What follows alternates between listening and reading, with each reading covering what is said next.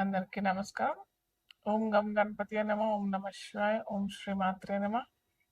జ్ఞానానందమయం దేవం నిర్మల స్ఫటికాకృతం ఆధారం సర్వవిద్యానాం హయగ్రీవం ఉపాస్మహే. అందరికీ నమస్కారం. ఈరోజు మనము శుక్రుడు వివిధ ద్వాదశ రాశుల్లో ప్రయాణించినప్పుడు ఎవరెవరికి ఏ ఫలితాలు ఎలా ఉంటాయో అవి చూద్దాం. అయితే నేను ముఖ్యంగా అందరికీ చెప్పాల్సి ఎప్పుడు ప్రతిసారి చెప్తూనే ఉంటాను. ఇప్పుడు కూడా చెప్తున్నాను మళ్ళీ కూడా. మనము రాశి ఫలితాలు అంటే చంద్రుడు ఉన్న రాశిని రాశి అంటాం. సో చాలా మందికి తమ ఒకవేళ తమ పుట్టిన తేదీ నక్షత్రం ఇవన్నీ ఏమి తెలియకపోతే వాళ్ళు ఏంటంటే వాళ్ళ నామ నక్షత్రంతో రాశి వాళ్ళు పెట్టేసుకొని దాని ద్వారా ఫలితాలు చూసుకుంటారు. అలా కాకుండా జన్మ జాతకం కనుక ఉన్నట్టయితే అప్పుడు ఆ రాశి ఫలితాలు రాశి కంటే ఎక్కువగా మనకి లగ్నం ఫలితాలు బాగా వర్తిస్తాయి. సో ఇక్కడ ఏంటంటే వృషభ రాశిలో శుక్రుడు ఆల్రెడీ ట్రాన్సిట్ పొందుతున్నాడు, అంటే ప్రయాణం చేస్తున్నాడు. అయితే ఇది మనకి మే 14వ తారీఖు వరకు మనకి శుక్రుడు వృషభ రాశిలోనే ప్రయాణం చేస్తుంటాడు అన్నమాట. సో వివిధ లగ్నాల వారికి అంట, లేదా లగ్నాలు తెలియని వారికి రాశి ఎలాంటి ఫలితాలు ఇస్తాయి మనం ఇప్పుడు చూద్దాము. వృషభ రాశిలో శుక్రుడు వచ్చాడు అంటే ద్వాదశ రాశుల్లో అది రెండవ రాశి అవుతుంది. రెండవ రాశి అతి ముఖ్యమైనది వృషభ రాశి. వృషభ రాశి తన సొంత రాశి అవుతుంది, అంటే తన సొంత ఇంట్లోకి శుక్రుడు ప్రయాణం చేస్తున్నాడు. అది కూడా శుక్రుడు ఇప్పుడు ఒంటరిగానే ఉన్నాడు. సో ఇప్పుడు ఏంటంటే మనము ఒక వ్యక్తి తన ఇంట్లో ఉన్న స్వతంత్రం, అది అటు పేదవాడైనా కానీ, మధ్యతరగతి వాళ్ళైనా కానీ, గొప్ప వాళ్ళైనా కానీ, ఎవరైనా కానీ బయట ఎటు ప్రయాణం చేసినా కానీ మళ్ళీ తిరిగి తన ఇంట్లో వచ్చిన తర్వాత పొందిన ఆనందం, సంతోషం పట్టలేని ఆనందం కదా. సో అలాగే ఇక్కడ మనకు కూడా శుక్రుడు తన సొంత ఇంట్లోకి వచ్చాడు కాబట్టి అది కలిపురుషలో రెండవ రాశి అవుతుంది కాబట్టి చాలా మంచి ఫలితాలు వస్తాయి. ముఖ్యంగా మనకి ఫైనాన్స్ పరంగా అయినా, డబ్బుల పరంగా అయినా, ఏమంటారు, వివాహ వివాహ సమస్యల్లో ఏమన్నా సమస్యలు వస్తున్నాయి అని అంటే, అటు దాంపత్య జీవితంలో ఎటువంటి ఇబ్బందులు వచ్చినా కానీ అక్కడ కూడా మనకి ఈ శుక్రుడు ఈ ట్రాన్సిట్ వల్ల, అంటే సంచారం వల్ల ఖచ్చితంగా మంచి ఫలితాలే వస్తాయి. సో ముఖ్యంగా మనము ఇప్పుడు మేషరాశితో మనము ఒక్కొక్క రాశి వాళ్ళకి ఎలాంటి ఫలితాలు ఇస్తారు, లగ్నం అంటే లగ్నం తెలియని వారికి రాశి అని అనుకున్నట్టయితే ఎలాంటి ఫలితాలు ఇస్తాడు విత్ రెమెడీస్ మనం తెలుసుకుందాం. మిథున లగ్నం తెలియని వారికి రాశి అని చూసినట్టయితే మనకి స్పెసిఫిక్ గా మిథున లగ్నానికి అధిపతి ఎవరు అని అంటే బుధుడు. అయితే బుధుడికి శుక్రుడికి మిత్రత్వం ఉంది ఇక్కడ.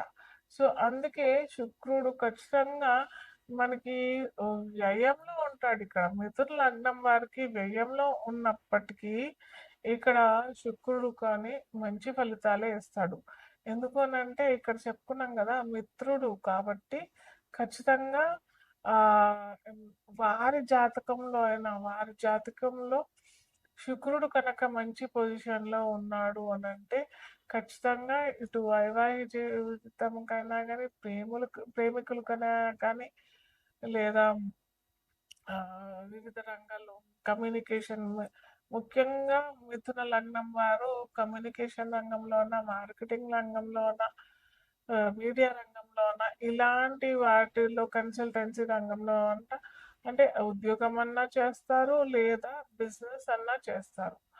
అయితే వీరు కేవలం ఉద్యోగానికే పరిమితం కాకుండా బిజినెస్‌లో వాళ్ళకెక్కువ ఆలోచనలు ఏంటంటే బిజినెస్‌లో పెట్టుబడి పెట్టాలి అన్న ఆలోచన చాలా ఎక్కువగా ఉండుంటది. సో, ఈ టైం మటుకు మంచి సమయం అనే చెప్పొచ్చు. అయితే ప్రతిసారి నేను చెప్తూ ఉంటాను. ఇది గమనించుకోండి. మీ మీ పర్సనల్ జాతకాలు మీ పర్సనల్ జాతకాలు జన్మ జాతకంలో ఆహ్, మిథున లగ్నాధిపతి అయిన బుధుడు ఎక్కడున్నాడు? శుక్రుడు ఎక్కడున్నాడు? ఇప్పుడు ప్రెజెంట్ దశ, అంతర్దశలు ఏమవుతున్నాయి? ఇవి ఖచ్చితంగా చూసుకోవాలి. ఇవి ఖచ్చితంగా చూసుకోకుండా కేవలం ఈ రాశి ఫలితాలు, ఈ శుక్ర సంచార ఫలితాలే చూసుకొని మేము అందులో ఇన్వెస్ట్ చేసేస్తాము, ఇందులో ఇన్వెస్ట్ చేస్తామని అంటే పప్పులో కాలేసినట్టే. ఖచ్చితంగా పర్సనల్‌గా చూసుకోవాలి. చూసుకుని మీరు ఎక్కడ ఇన్వెస్ట్ చేస్తే బాగుంటుంది అన్నట్టుగా డిసైడ్ చేసుకోవచ్చు. సపోజ్ మీకు తెలియలేదు ఎక్కడ ఉంది, ఎలా ఉన్నారు అని అంటే మటుకు ఖచ్చితంగా నన్ననే కాదు, మీరు నమ్ముకుని ఈ ఆస్ట్రాలజర్నన్నా సంప్రదించుకొని చేసుకుంటే చాలా మంచిది. కాకపోతే ఈ సమయం మటుకు నేను అందరికీ చెప్తున్నాను, ఇది చాలా అద్భుతమైన ఫలితాలు ఇస్తాడు. ముఖ్యంగా నవదంపతులకి ఇంతకుముందు కూడా చెప్పాను.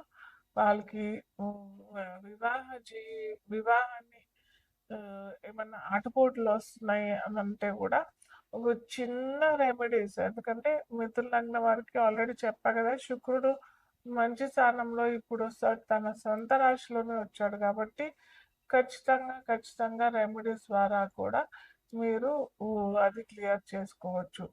సో పర్సనల్గా మీకు ఏమన్నా ఇబ్బందులు ఉన్నాయి, ఎలాంటి వ్యాపారం చేసుకోవచ్చు, ఏది చేసుకుంటే మీకు చాలా చక్కటి ఫలితాలు వస్తాయి, మీకు జన్మ జాతకంలో బుధుడు సరిగ్గా లేకున్నా కానీ ఎట్లా చేసుకుంటే బాగుంటుంది అనేది చిన్న చిన్న రెమెడీస్ ద్వారానే అవి మీ ఇంట్లో చాలా చిన్న ఖర్చుతోనే మీరు చేసుకునేటట్టుగా నేనైతే పర్సనల్గా మీరు సంప్రదిస్తే మటుకు నేను చెప్తాను, నేను మీకు సలహా ఇస్తాను.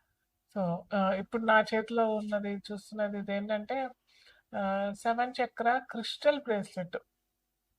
సో ఇది ఎవరైనా ధరించవచ్చు. ఈ పర్టికులర్గా ఈ రాశి వాళ్ళే అన్నట్టు అయితే ఏమీ లేదు.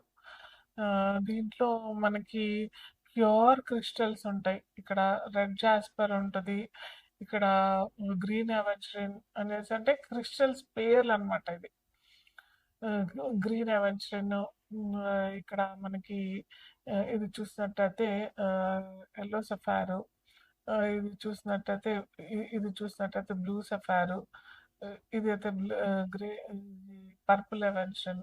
సో ఇలాగా ఇవన్నీ ఒక్కొక్క క్రిస్టల్ ఒక్కొక్క తత్వం చెందినదన్నమాట. అంటే మన బాడీలో సప్త చక్రాలు ఉంటాయి కదా, ఈ చక్రాలన్నీ మనం బ్యాలెన్స్డ్గా ఉంటేనే మనకి ఎటువంటి ఆరోగ్య సమస్య లేకుండా ఉంటుంది, బాడీ ఒత్తిడి పొందకుండా ఉంటుంది. సో మనము అటు డాక్టర్స్ దగ్గరికి వెళ్ళి చిన్న వాటికి ఏదో మెడిసిన్స్ ద్వారా క్యూర్ అయిపోతుంది, కానీ అది టెంపరీ ఎఫెక్టే కదా. ఎప్పుడైతే మనకి 7 చక్రాలు కరెక్ట్గా అలైన్ అయ్యి కుండలిని శక్తి అంటాం కదా, సో ఆ కుండలిని శక్తి మనము ఇప్పుడున్న హడావుడిలో మాత్రం చేసుకోలేని వారు కూడా ఈ దీన్ని ధారణ చేసినట్టయితే, ఎప్పుడైతే మన ఈ చక్రాలు కరెక్ట్గా అలైన్ చేసినట్టయితే మన బ్యాక్ వెనకాల ఉంటాయి, బ్యాక్ బోన్ ఉంటాయి కదా, స్పైనల్ కార్డ్కి కరెక్ట్గా 7 చక్రాలు ఉంటాయి.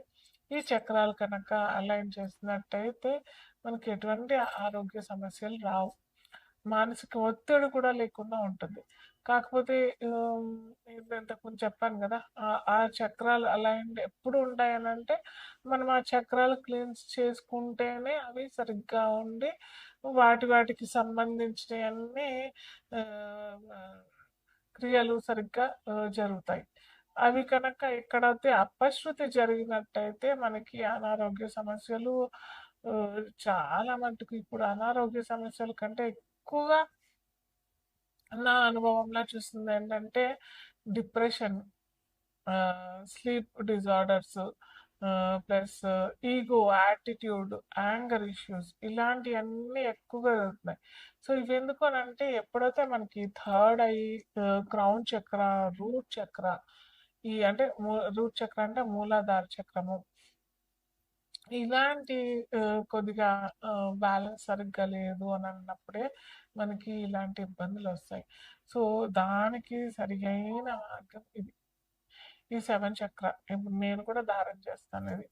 ఎందుకంటే నేను కూడా మనిషినే కదా! అన్ని రోజు ఒక 30, 40 కన్సల్టెన్సీస్ చేసి మళ్ళీ నేను స్పెసిఫిక్‌గా ఈ 7 చక్ర అలైన్‌మెంట్ వీటికి కూడా మంత్రాలుంటాయి. ఇవి లేకున్నా మంత్రాలతో కూడా చేసుకోవచ్చు. కానీ దానికి ఒక అరగంట, గంట స్పెండ్ చేయాలి. సో అలా చేయలేము మనము. అందరూ చేయలేరు కదా! అరగంట, గంట చేయాలి అనంటే యోగా చేసుకోవాలి, ఎక్సర్సైజ్ చేసుకోవాలి, దీనికి కూడా చేసుకోవాలి, టైం కేటాయించాలి అనంటే కొద్దిగా ఇబ్బందే కదా! సో అలా చేసుకోలేము అని అనుకున్న వారికి ఇది మంచి పరిహారం. ఇది కనుక ధారణ చేస్తే మనకి క్విక్‌గా అవుతది అన్నట్టయితే నేను చెప్పట్లేదు. క్విక్‌గా ఎవ్వరికి ఏది జరగదు. క్విక్‌గా అయ్యేది మనకి లాంగ్ రన్‌లో రిజల్ట్స్ అయితే రావు. సో ఇది స్లోగా మనకి అన్ని చక్రాస్ అలైన్ అయిపోతాయి. తప్పకుండా అందరూ వేసుకోండి. అద్భుతమైన ఫలితాలైతే వస్తాయి.